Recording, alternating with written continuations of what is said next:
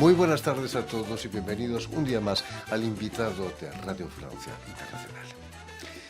El compositor y pianista ecuatoriano Daniel Mancero acaba de lanzar Palíndromo, su segundo álbum de piano solo, entre el jazz, la música contemporánea y el folclore andino. Lanzamiento subrayado por un concierto virtual transmitido el pasado viernes desde los Malambo Studios aquí en París. Toma dos.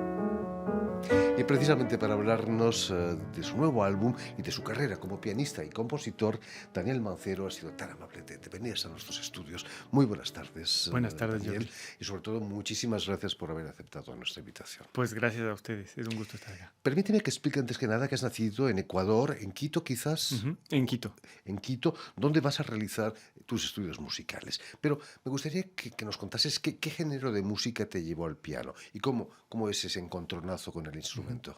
Bueno, el encuentro con la música fue muy natural y vino del lado, yo diría, de mi padre, que escuchaba harta música, y de mis hermanos, que también tenían harta afición. Entre ellos, mis hermanos mayores, pues tocaban la guitarra. Mi hermano mayor en algún momento desechó un piano de juguete y yo lo recuperé.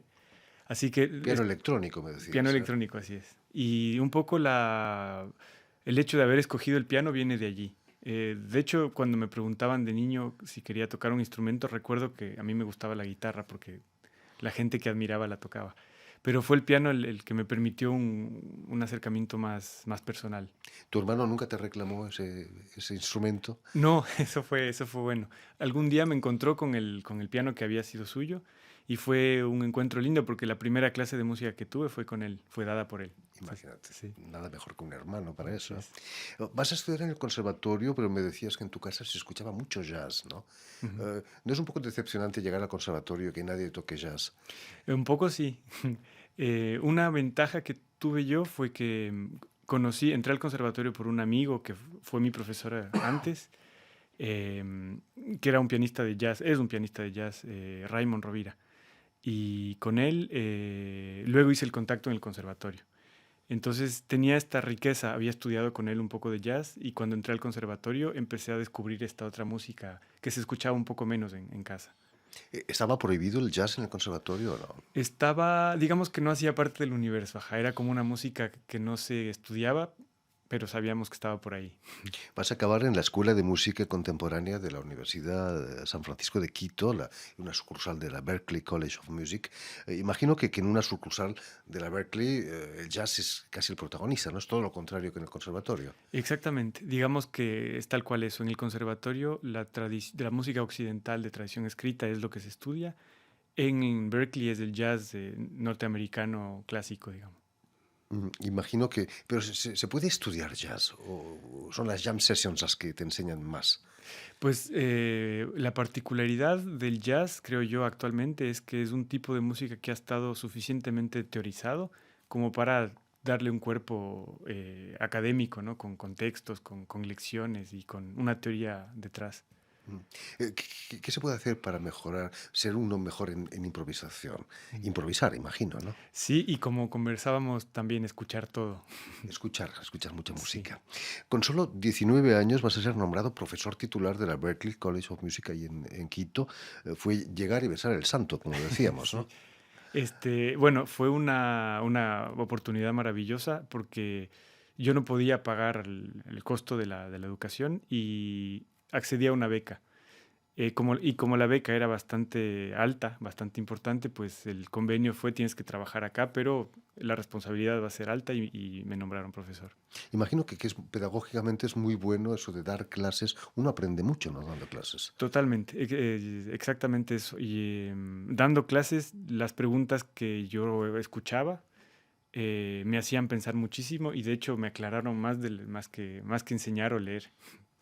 Daniel, en el 2013 vienes a París para estudiar un posgrado sobre creación musical en la Universidad de París 8, pero desde entonces sigues aquí. ¿Qué pasó? No sé. Bueno, vine a hacer un máster. Cuando estaba por terminarlo, conversé con algunos colegas y profesores y me hablaron de la oportunidad de hacer un doctorado. Yo me apasioné por ciertas cuestiones de informática musical en todo este universo un poco geek de la música y de cómo explicar la parte científica. Y entonces apliqué un proyecto de doctorado. El primero no pasó, el segundo tampoco. Hice 8 proyectos, el octavo entró. Y pues ahí me aceptaron para hacer un doctorado. Me tomó 3 años y medio.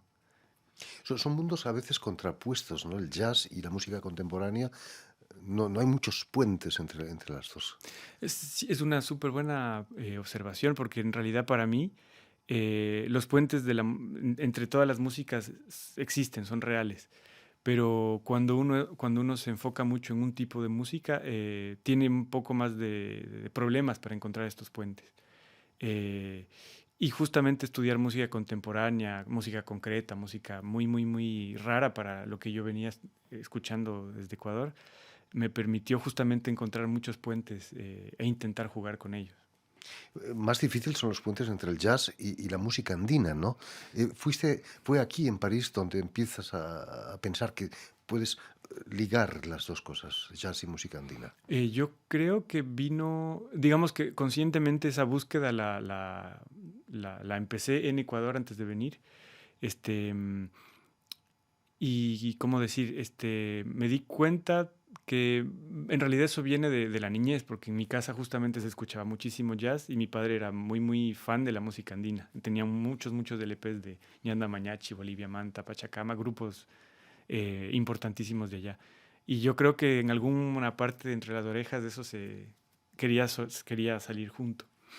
Y has acabado tocando con artistas andinos, como estábamos hablando de Mariela Condo, que Ujú, estuvo, gran cantante, que estuvo aquí con nosotros, por cierto. ujú. ¿Cómo fue esa colaboración con Mariela? Pues fue maravillosa. A Mariela la conocí en la universidad en la época y con ella, bueno, tuve el honor y el gusto de hacer su primer disco. Fue el primer disco que ella hacía. Eh, yo en esa época estaba intentando explorar el rock, un poco sonoridades distintas, y ella me dijo, quisiera que fueses tú el guía musical del disco, que hiciera los arreglos. Entonces tomamos un repertorio tradicional de Chimborazo y de Mabura, digamos de la sierra ecuatoriana, y yo intenté adaptarlo en esa época a una sonoridad un poco rockera, un poco jazzera, es decir, fue un experimento. A mí me gustó mucho el resultado y desde entonces con Mariela pues tenemos contacto musical y sobre todo la amistad, ¿no? Daniel Mancero, muchos compositores han encontrado su identidad nacional aquí en París, por no hablar de Falla, Albéniz o Astor Piazzolla, Ajá. precisamente. ¿Qué tiene París? ¿Es una especie de crisol musical mundial? Sí, exactamente, yo creo que la palabra es como le llaman acá, la mixité, la mezcolanza de culturas, que es una maravilla, es realmente es una mezcla sana porque te encuentras, te encuentras realmente con todo. No es que ves a otras culturas, sino que te encuentras literalmente eh, y también te das cuenta que tú eres un otro para ellos, ¿no? Es como que hay un diálogo constante e intercultural y eso es muy rico obviamente en la cultura, en la música, en la literatura. ¿Qué ha cambiado en el Daniel Mancedo, compositor, pianista, Ujú. esos 7 años aquí en París? Yo creo, es un poco difícil dar como una respuesta directa, pero yo diría que tal vez estoy mucho más abierto por un lado he aprendido muchísimo de ciertos lugares del mundo que desconocía, obviamente todavía me falta mucho por conocer, pero al descubrirlos se han abierto puertas que me han permitido y me permiten experimentar en la música, en la improvisación, en la escritura. Del jazz has pasado a la música que tú llamas postcolonial. ¿Es cierto que durante tus años de estudiante viajaste a Argentina para trabajar con un gran pianista, Ernesto Jodo? Sí. Sí, él fue mi profesor durante unos meses, Ernesto Jodos. A él lo conocí por un disco de Pedro Aznar, donde Ernesto toca, y en esa época me obsesioné con ese tipo de sonoridad. Las coincidencias de la vida dieron que un amigo mío muy, muy cercano a la época, pues conocí a Ernesto porque este amigo era argentino, es todavía argentino, y me invitó a ir a Buenos Aires para estudiar con él.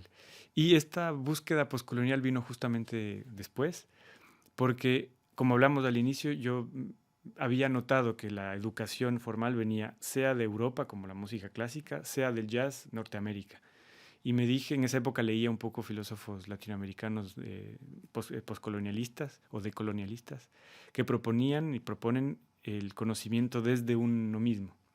Y ahí me dije, un poco, fue un poco eh, digamos, un poco muy fuerte el término tal vez en el momento, pero me dije, voy a intentar hacer una música que sea postcolonial en ese sentido, que no busque sonar a jazz ni a música clásica, sino que intente de alguna forma venir de sí misma, ¿no?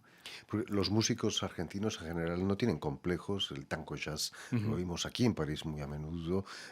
Quizás nos hace falta eso, perder complejos para encontrarse uno a sí mismo. Sí, yo creería que justo esto que encontramos en París, este diálogo, tal vez es en el que lo que yo en Ecuador vería que falta, ¿no? Es este diálogo justamente de escucharse entre todos, entre músicos, con otros artistas, con otros países de Latinoamérica, de Europa, de África, etcétera. Hablando de otros artistas, no solo compones para piano o para trío de jazz, compones para otras formaciones que han estrenado obras tuyas aquí en Francia. Sí, es verdad.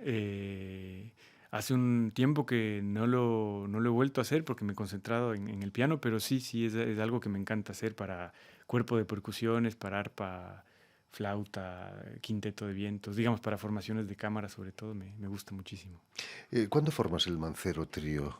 ¿Y con qué intenciones? Porque es un trío de Ujú. jazz, ¿no? El trío Sí, sí, sí. típico, piano, contrabajo y Y batería. exactamente, sí. Esto fue justo cuando salí de la universidad en la que trabajaba, cuando empecé a hacerme preguntas sobre la poscolonialidad. El error, digamos, viéndolo desde ahora, es que yo buscaba una poscolonialidad y lo que hice fue justamente lo contrario. Es decir, tenía un formato de jazz e intentaba darle una sonoridad andina. Pero bueno, errando se aprende. Me refiero al nombre este poscolonial. El resultado, sin embargo, me gusta muchísimo. Fue un experimento que primero nos unió muchísimo como amigos, con los músicos que hacían parte del trío. Y bueno, nos permitió visitar escenarios muy, muy distintos. Hicimos algunos festivales de death metal, por ejemplo. Eh, fue increíble, fue una época muy, muy bonita. Y claro, a la final se formó un trío de formato jazz, pero el camino que recorrimos fue interesante porque nos intentamos deshacer de ciertos códigos. Por ejemplo, la improvisación en algún momento nos la prohibimos. Dijimos, nadie va a improvisar solo, aquí improvisamos los tres juntos o nadie improvisa, un poco como vimos en ciertas prácticas de música andina, en el San Juan, en las coplas. Y así pues fuimos navegando un poco a ciegas. ¿Cómo os recibía el público? Quizás esperaban un trío de jazz y se encontraban con sonoridades exóticas, por decir. Totalmente. Quizás cercanas de la world music, ¿no? Sí, sí, yo creo que las reacciones fueron igual de interesantes de ambos lados, por decirlo de cierta forma. Es decir, que hubo músicos andinos a quienes les había gustado, pero algunas veces me hicieron el comentario de aquí faltan quenas, faltan zampoñas, porque lo que estás haciendo, si no le metes de eso, pues algo falta, ¿no? Y músicos de jazz que me decían, estás intentando mezclar algo interesante, pero como que había un poco de choque, ¿no? Y claro, esa era la búsqueda, finalmente ver. La idea nunca fue mezclar ambas cosas, la idea fue intentar buscar una tercera cosa, pero claro, obviamente uno es limitado con las cosas que puede hacer. Daniel, volviendo a tu segundo álbum en solitario que acabas de lanzar, Palíndromo, ¿nos recuerdas qué es un palíndromo? Claro, lo explico como puedo. Uno tiene una palabra, la puede leer de izquierda a derecha o una frase, y si la lee de derecha a izquierda, pues da exactamente el mismo resultado sonoro, Como un espejo, ¿no? como un espejo. He encontrado uno muy bonito que se dice Allí va Ramón y no Maravilla, que se puede Exactamente. leer al revés perfectamente. Sí, Ese sí, es sí. un genio, lo ha encontrado Así seguramente. es. Cuéntanos, ¿cómo fue el trabajo con el productor del álbum, William Farinango? Willan es un excelente amigo que conocí acá en París. Cuando nos conocimos, la coincidencia que hubo fue por la música andina. Él es un gran conocedor y yo venía eh, con esta idea de que yo de eso no hablaba con nadie, digamos. Nadie conocía este tipo de música o muy poco. Y lo conocí en su casa, un amigo en común nos presentó, me invitó a su casa, a su cumpleaños. Y en algún momento algo sonó, empezamos a hablar y él conocía todo lo que yo le decía. Y en algún rato ya fue como le voy a decir todo a ver qué no conoce. Y pues me di cuenta que él era extremadamente conocedor de esa música, al punto que, de hecho, conoce y ha tocado con mis grandes referentes de la niñez y juventud, Bolivia Manta, entre otros. ¿Es ecuatoriano, Él quizás? es ecuatoriano y vivió en Francia muchos años, ahora volvió a Ecuador. Ese fue el encuentro, luego hicimos un proyecto juntos que vamos a retomar, de piano y guitarra. Y en algún momento, pues, hace unos, bueno, casi un año, él me llamó y me conoció un poco de las composiciones que andaba haciendo recientemente y me planteó esta idea de hacer un poco decirme, ¿qué estás haciendo? ¿Por dónde vas? Y el proyecto de producir un trabajo, con la idea de que nos conocemos bastante a nivel musical y personal y su producción podía contribuir, porque yo estaba un poco confundido, tenía algunas composiciones, pero no sabía para dónde llevarlas, qué grabar con qué, o qué tocar con qué, tocar o no tocar, etcétera. Y él, como que él vino con esta claridad, ¿no? De yo puedo verlo desde afuera y si quieres, pues lo hacemos juntos. El álbum se puede leer como un palíndromo, se puede leer al revés o Sí, al derecho. sí, totalmente. A la verdad, inicialmente yo no lo sabía, pero luego alguien me hizo la pregunta y hice el experimento y funciona. Funciona. Sí, Imagino que hubieras preferido presentarlo en un concierto normal con público, mm, pero un virus pasó por allí, ¿no? totalmente. ¿Cómo viviste esos 3 meses largos de pandemia, de confinamiento? Pues el proyecto original era luego de grabar el disco. Hicimos ensayos y cosas acá en París junto a Willan. Y la idea era llevar el disco a Latinoamérica, ¿no? Hacer una gira sobre todo en Ecuador, en países vecinos.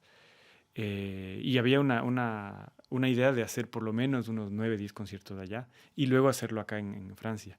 Vino el virus y en términos del proyecto, claro, nos tocó adaptar todo. En un momento dijimos, vamos a tener que guardarlo por un tiempo, pero luego ya con un poco más de reflexión dijimos, bueno, vamos a adaptarnos y lo vamos a hacer en video. ¿Cómo te sentiste este viernes en ese concierto Mm. virtual, en un estudio de grabación? Me imagino que solo o con el técnico, con William quizás, ¿no? Willan no estuvo, de hecho él estuvo ya en Ecuador, a él le agarró el confinamiento allá y estuve con el equipo de filmación. Fue muy especial, es la primera vez que doy un concierto y con esta sensación que produce dar un concierto, ¿no? La ansiedad, la temporalidad cambiada, sin alguien que esté sentado y que aplauda o que no aplauda o que abuchee, qué sé yo, que reaccione, ¿no? Pues en el jazz el público se hace notar, como dicen, ¿no? Exactamente, sobre todo. Y entonces fue raro, pero fue muy enriquecedor porque fue confrontarme al silencio finalmente.